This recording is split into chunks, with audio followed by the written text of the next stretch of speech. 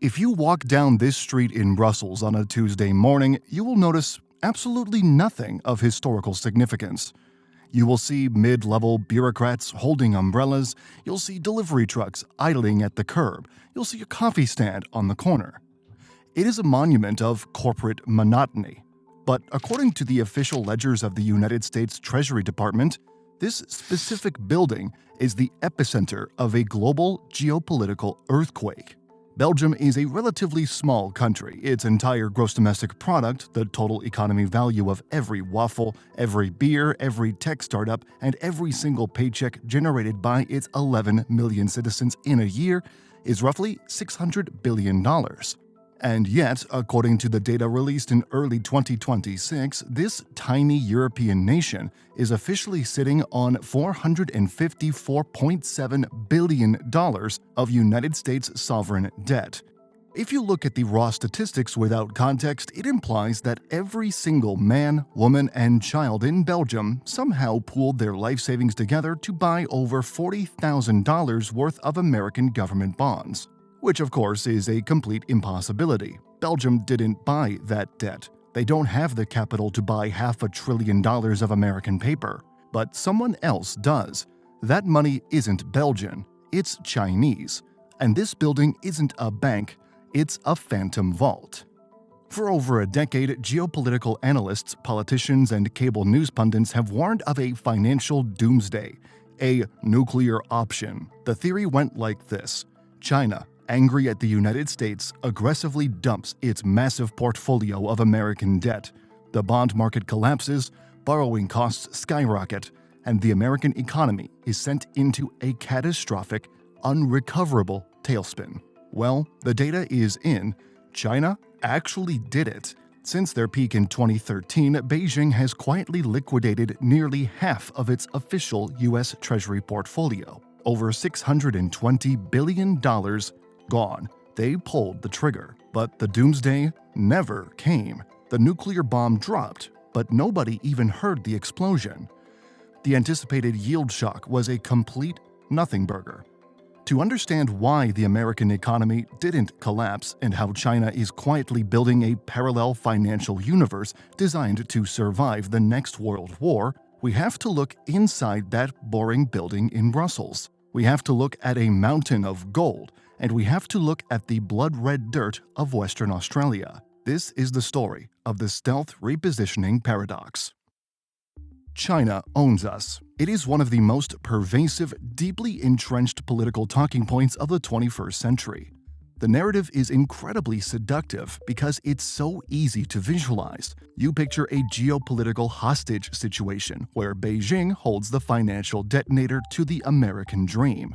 The foundational theory of the sovereign debt weapon relied on basic supply and demand. If China dumps $1 trillion of U.S. government bonds onto the open market all at once, the supply of those bonds outstrips demand. When that happens, the price of the bonds crashes. And because bond prices and bond yields move in opposite directions, a crash in price means a spike in yields.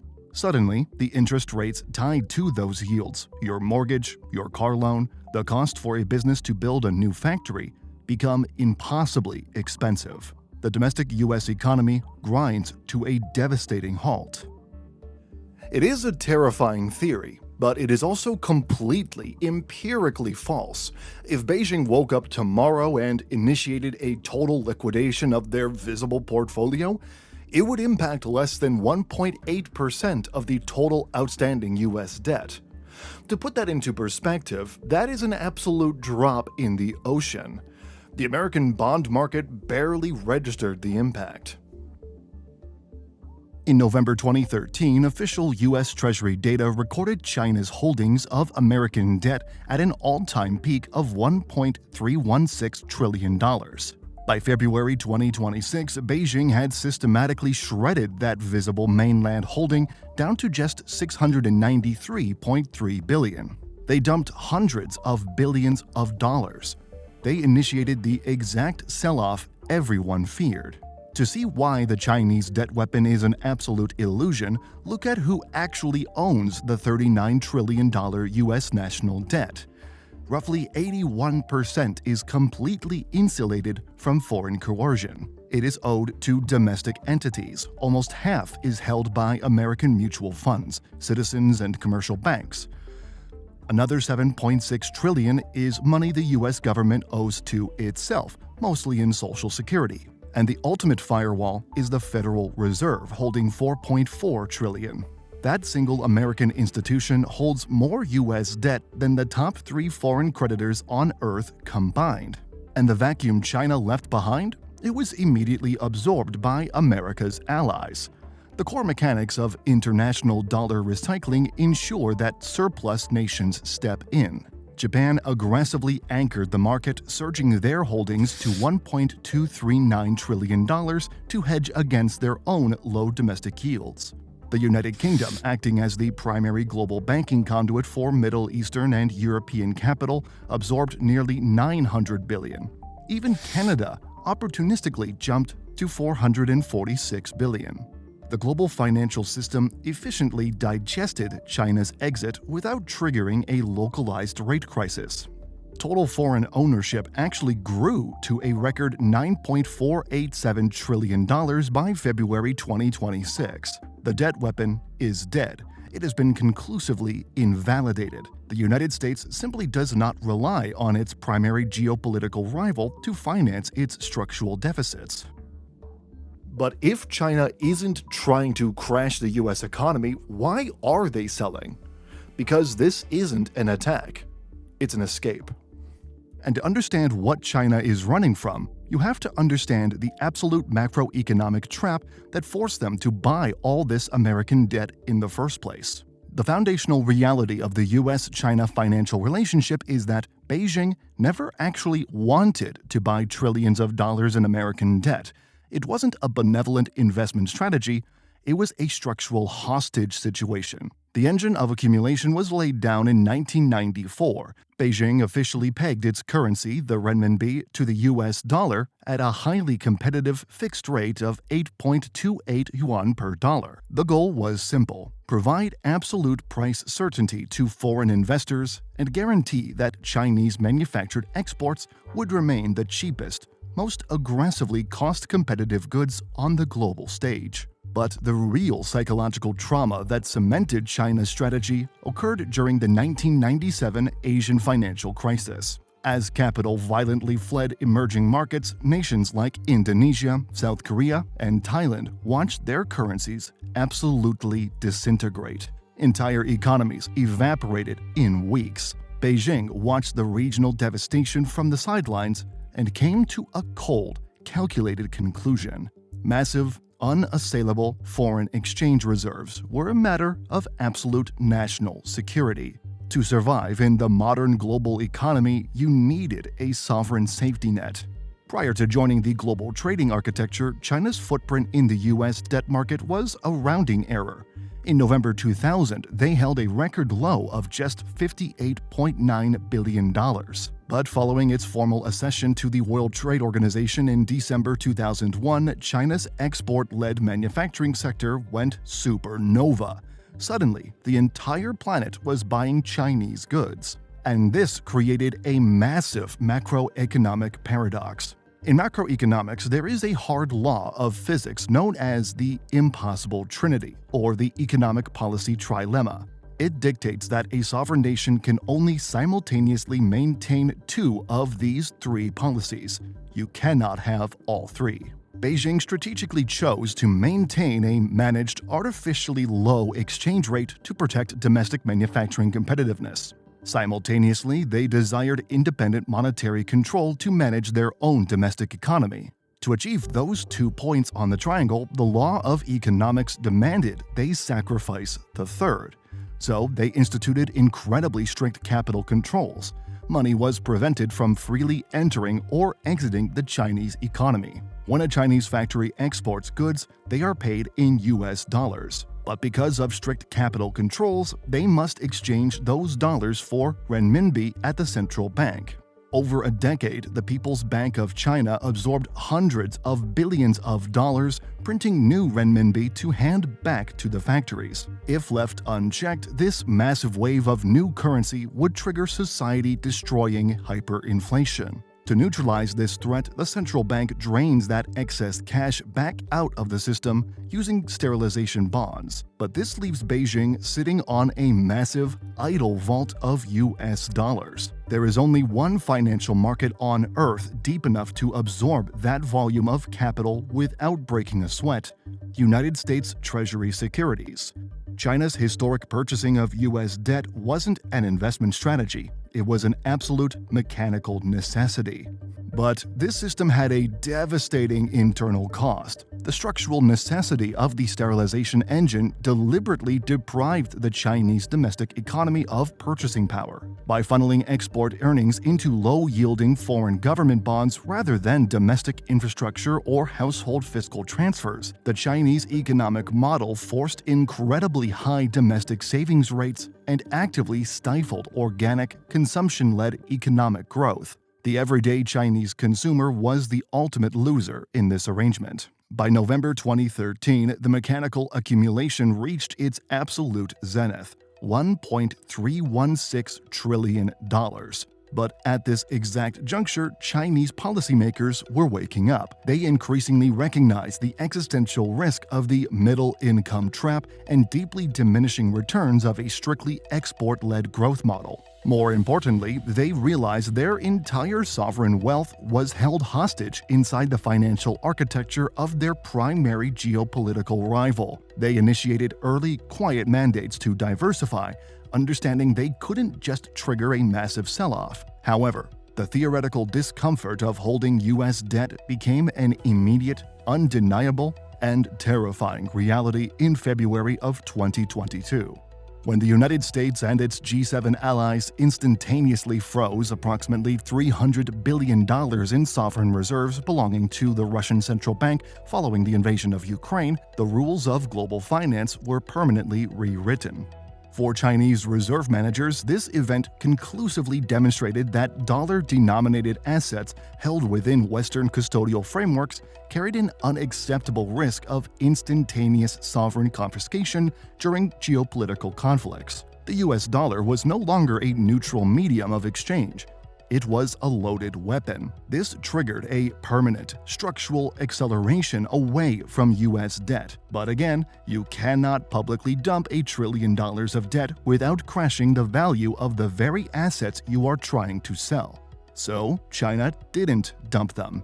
They obfuscated them. Which brings us back to the anomaly in Belgium. To hide their exposure, China exploited the structural reporting methodology of the US Treasury, the TIC data. Specifically, the major foreign holders of Treasury securities ledger is compiled based on information submitted by US-based broker-dealers and custodial banks. Critically, this reporting architecture tracks the geographic location of the custodian holding the security for safekeeping. It does not track the ultimate beneficial owner who carries the actual financial risk. If the PBOC transfers the custody of its U.S. Treasury bonds from the Federal Reserve Bank of New York to an offshore clearinghouse like Euroclear based in Belgium or Clearstream based in Luxembourg, the U.S. Treasury mechanically records a massive divestment by China mainland. Simultaneously, it records a massive inexplicable surge in accumulation by the country hosting the clearinghouse. By migrating its portfolio to the shadow banking hubs of Europe, China achieves two brilliant strategic objectives. First, data optics. They create the public illusion of severe de-dollarization, feeding the media narrative of a sell-off without actually having to endure the financial pain of selling off their portfolio. Secondly, operational redundancy. They gain financing optionality, allowing them to leverage their treasury portfolio for short-term dollar liquidity outside the direct, immediate purview of American regulators. While official statistics claim China holds only $693.3 billion in U.S. debt, forensic financial analysis incorporating the massive anomalous $454.7 billion held by Belgium suggests Beijing's true dollar exposure likely exceeds $1.16 to $1.25 trillion when accounting for these offshore custodians. They didn't sell the house, they just put it in a blind trust. But financial obfuscation is ultimately just a band-aid. Moving paper from New York to Brussels doesn't change the fact that it is still fiat paper, inherently tied to the counterparty risk of the United States government. To truly neutralize the risk of Western sanctions, China needed physical mass, uncancelable, unfreezable hard assets. They needed gold. While quietly engineering the reduction of its visible dollar footprint, the PBOC executed an unprecedented, relentless campaign of physical asset acquisition. By the first quarter of 2026, the central bank had executed a 17-month consecutive purchasing streak, entirely agnostic to the rising spot price of the metal. They elevated their total physical gold holdings to a staggering record of 2,313 tons. To put this macroeconomic shift into perspective, look at the ratio. A decade ago, Beijing held roughly 10 cents of physical gold for every dollar of U.S. Treasuries they owned. By early 2026, that ratio had radically expanded. For every dollar of visible U.S. sovereign debt they held, they backed it with approximately 57 cents of physical, censorship-resistant gold. A near halving of paper exposure, paired with a 25% surge in hard asset holdings. And China was acting as the vanguard for a much broader global movement. In early 2026, the global macroeconomic landscape experienced a watershed event that dismantled decades of monetary precedent. It is known as the central bank gold crossover. For the first time since 1996, the total aggregate value of physical gold held by global central banks officially surpassed the value of their U.S. Treasury holdings. Approximately $5 trillion in gold compared to roughly $3.9 trillion in sovereign debt. This inversion is the ultimate signal. Emerging markets and the global south are executing a structural pivot away from fiat debt and toward censorship-resistant hard assets. They are permanently altering how global liquidity is managed.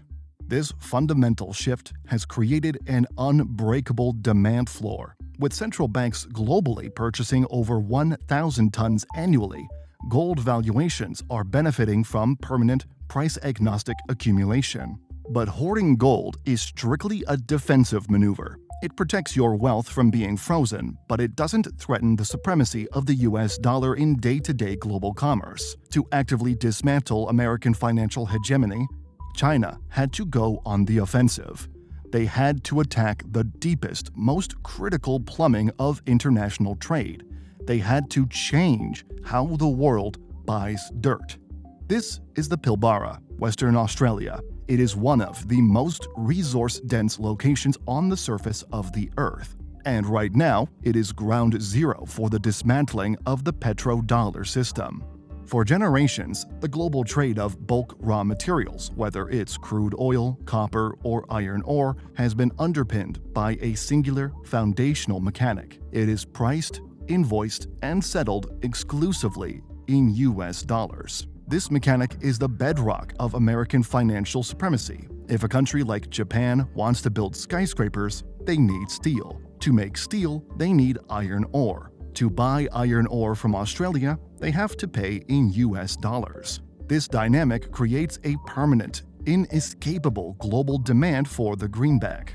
Every nation on Earth is forced to hoard American currency strictly to facilitate basic industrial survival. But in the fourth quarter of 2025, that foundational mechanic was fractured. China, acting as the absolute largest consumer of raw materials on the planet, decided to change the rules of the game. After months of strategic procurement bans targeting specific ore grades, the China Mineral Resources Group, a massive state-backed procurement entity, forced the Australian mining giant BHP Billiton into a landmark supply agreement. The critical component of this deal dictates that 30% of BHP's massive spot iron ore volume supplied to China must be settled entirely in Chinese yuan. That is roughly $10 billion annually, completely bypassing the US dollar clearing system. But Beijing didn't stop at the currency. They went after the pricing anchor itself. A massive portion of the pricing mechanism is now anchored directly to the COREX portside index, an RMB-denominated benchmark tracking transactions right at the Chinese docks, rather than the traditional dollar-denominated seaborne indices. So why is this a terminal threat to the dollar? Because it shifts the risk. Previously, the Chinese buyer had to absorb the complex foreign exchange costs of converting their local yuan into US dollars to make the purchase. Now, Beijing has successfully externalized that risk entirely on the Western producer. BHP Billiton is forced to absorb the currency mismatch risk.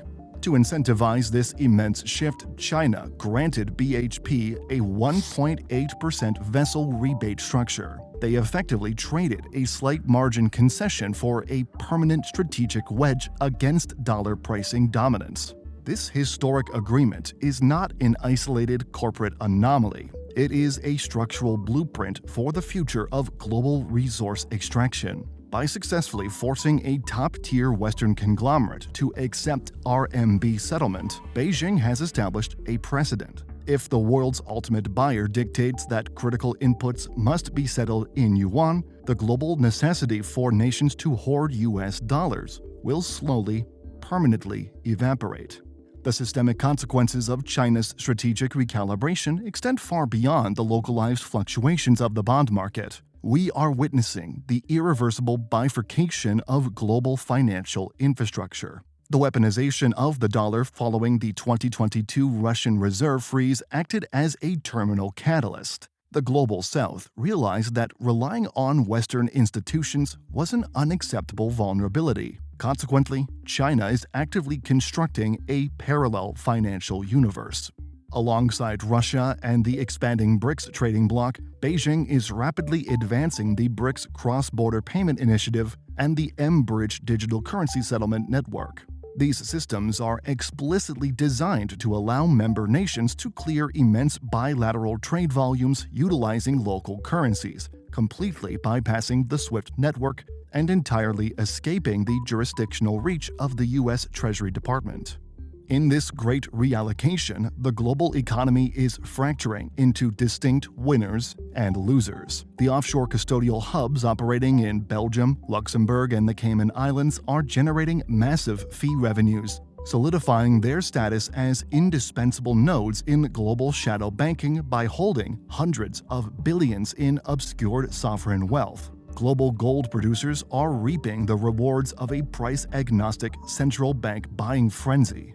But Western mining conglomerates are bleeding absolute pricing power, forced to navigate volatile currency mismatch risks. And tragically, the Chinese domestic consumer remains a victim of their own state's machinery, deliberately deprived of purchasing power by a sterilization engine that stifles domestic consumption to keep the geopolitical firewall intact. If these intertwined trends continue uninterrupted, the inevitable future outcome is a deeply entrenched multipolar reserve reality. Now, let me be clear. The US dollar is not going to suffer a sudden, catastrophic collapse. That's just a headline designed to sell fear. But it will suffer a slow, localized erosion of its exorbitant privilege. It will remain the dominant currency of the West and its military allies. But across the global south, the default reliance on the greenback is ending. China's official U.S. Treasury holdings will continue a managed, orderly decline, but the money isn't gone. It's simply moving into the shadows. Obfuscated by massive proxy accounts in Belgium, hidden on the opaque balance sheets of state policy banks, and physically converting into thousands of tons of gold. The global financial system is rapidly adjusting to a terrifying new normal. Capital no longer seeks the highest yield. It seeks absolute political neutrality. It is seeking institutional sanctuary, far outside the blast radius of American financial hegemony.